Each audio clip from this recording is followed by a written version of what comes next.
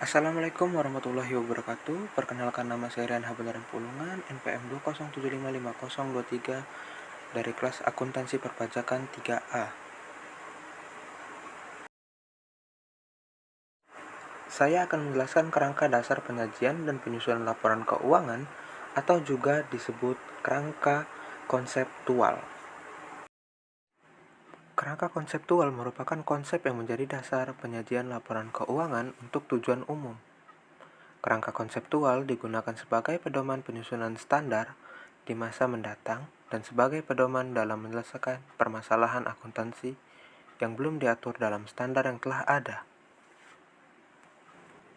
Kerangka konseptual ditujukan untuk: pertama, penyusunan standar akuntansi keuangan dalam pelaksanaan tugasnya. Kedua, penyusunan laporan keuangan untuk menanggulangi masalah akuntansi yang belum diatur dalam SAK. Ketiga, auditor dalam memberikan pendapatan mengenai apakah laporan keuangan sesuai prinsip akuntansi yang berlaku. Keempat, para pemakai dalam menafsirkan informasi disajikan dalam laporan keuangan. Kerangka konseptual PSAK mengadopsi langsung konseptual framework IAS. Bahkan PSAK mencantumkan dua bahasa, yaitu bahasa Indonesia dan bahasa Inggris. Kerangka konseptual bukan merupakan standar akuntansi keuangan.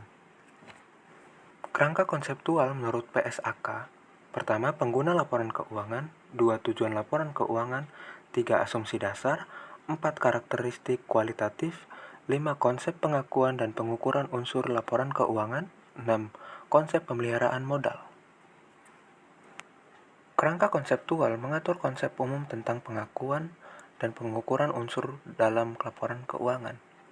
Menjelaskan kerangka konseptual menurut IFRS, informasi keuangan ditujukan untuk pengambilan keputusan bagi para pemakai dan disusun berdasarkan dalam asumsi dan mendasari, yaitu kelangsungan usaha dan akrual.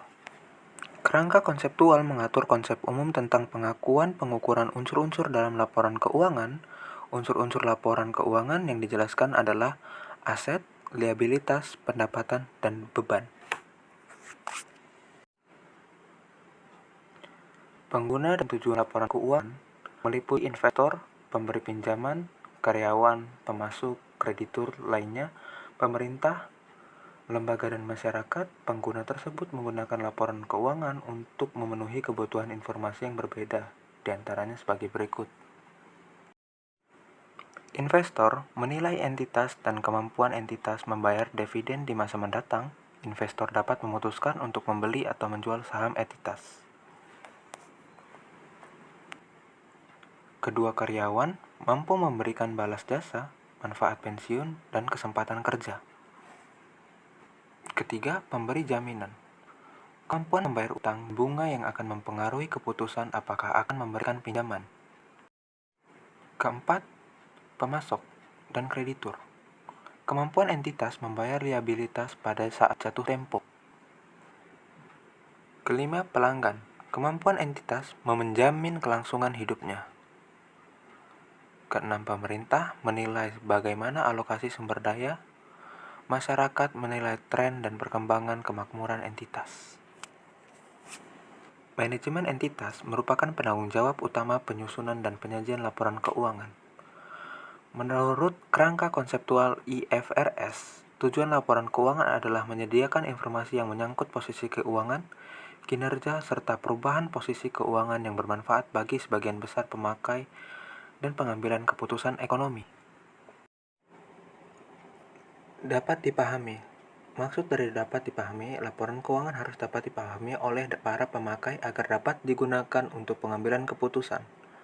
Untuk dapat dipahami, para pemakai laporan keuangan diasumsikan memiliki pengetahuan yang memadai tentang aktivitas ekonomi, bisnis, akuntansi, serta kemampuan untuk mempelajari informasi. Relevan sering dikaitkan dengan suatu guna informasi, di mana informasi dikatakan relevan apabila informasi tersebut mempengaruhi keputusan ekonomi pemakai sehingga harapannya dapat membantu mengevaluasi peristiwa masa lalu, masa kini, atau masa depan. Menegaskan atau mengoreksi hasil evaluasi di masa lalu, informasi akuntansi sering digunakan untuk memprediksi kinerja dan posisi keuangan di masa depan, seperti kemampuan entitas bayar, dividen, dan utang yang akan jatuh tempo. Ada 6 poin dari keandalan. Yang pertama, penyajian yang jujur. Agar dapat diandalkan, informasi harus menyajikan dengan jujur dan wajar transaksi dan peristiwa lainnya yang seharusnya disajikan. Yang kedua, substansi harus mengungguli bentuk. Transaksi dan peristiwa harus disajikan sesuai dengan substansi dan realita ekonomi, dan bukan hanya hukumnya. Substansi transaksi atau peristiwa lain tidak selalu konsisten dari bentuk hukum. Misal entitas membeli aset melalui kontrak, leasing, pembayaran. Yang ketiga, netralitas. Informasi tidak boleh ditujukan untuk menyajikan informasi yang menguntungkan beberapa pihak, yang di sisi lain akan merugikan pihak lain yang mempunyai kepentingan yang berlawanan. Yang keempat, pertimbangan sehat. Dalam penyusunan laporan keuangan harus menggunakan pertimbangan yang sehat. Hal ini bertujuan untuk menghindari adanya aset atau penghasilan tidak dinyatakan terlalu tinggi dan liabilitas atau beban tidak terlalu rendah. Yang kelima, kelengkapan. Agar dapat diandalkan, suatu informasi dalam laporan keuangan harus lengkap dalam batasan materialitas dan mempertimbangkan biaya penyusunan. Yang keenam, penyajian wajar. Laporan keuangan harus menggambarkan suatu atau menyajikan dengan wajar posisi keuangan, kinerja, serta perubahan posisi keuangan suatu entitas. Asumsi terbagi menjadi dua, yaitu basis akrual dan kelangsungan usaha. Basis akrual adalah asumsi yang mendasari penyusunan laporan keuangan, sedangkan kelangsungan usaha mengasumsikan bahwa entitas akan melanjutkan usahanya di masa depan. Pengakuan unsur laporan keuangan.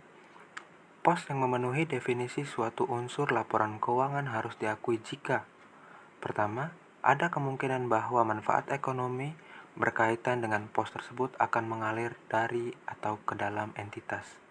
Dan dua, pos tersebut mempunyai nilai atau biaya yang dapat diukur dengan andal. Penghasilan diakui dalam laporan laba rugi komprehensif jika kenaikan manfaat ekonomi di masa depan yang berkaitan dengan peningkatan aset atau penurunan liabilitas telah terjadi dan dapat diukur dengan andal. Berbagai dasar pengukuran tersebut adalah: pertama, biaya historis. Biaya historis adalah biaya perolehan pada tanggal transaksi. Kedua, biaya kini. Biaya kini adalah biaya yang seharusnya diperoleh saat ini atau pada saat pengukuran. Yang ketiga, nilai realisasi.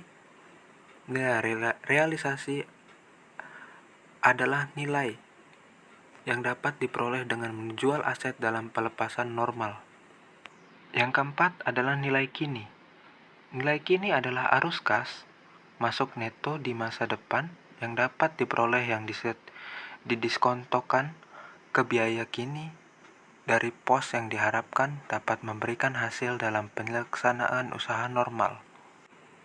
Dasar pengukuran yang lazimnya digunakan entitas dalam penyusunan laporan keuangan adalah biaya historis yang biasanya digabungkan dengan dasar pengukuran. Konsep pemeliharaan modal. Dua konsep pemeliharaan modal ini diciptakan dua konsep laba sebagai berikut. Yang pertama, pemeliharaan modal keuangan. Yang kedua, pemeliharaan modal fisik. Pemeliharaan modal keuangan mengukur modal dalam suatu moneter nominal, dan laba merupakan kenaikan dalam modal uang nominal dalam periode usaha, sedangkan konsep pemeliharaan modal fisik mengartikan laba sebagai adanya kenaikan modal dalam kapasitas produktif fisik selama suatu periode usaha. Pemilihan dasar pengukuran dan konsep pemeliharaan modal akan menentukan model akuntansi yang digunakan dalam penyusunan laporan keuangan. Model akuntansi yang berbeda menunjukkan derajat relevansi dan keandalan yang berbeda. Baik, hanya itu saja yang dapat saya jelaskan. Jika ada kekurangan saya mohon maaf. Saya akhiri, wabillahi taufiq wal hidayah. Wassalamualaikum warahmatullahi wabarakatuh.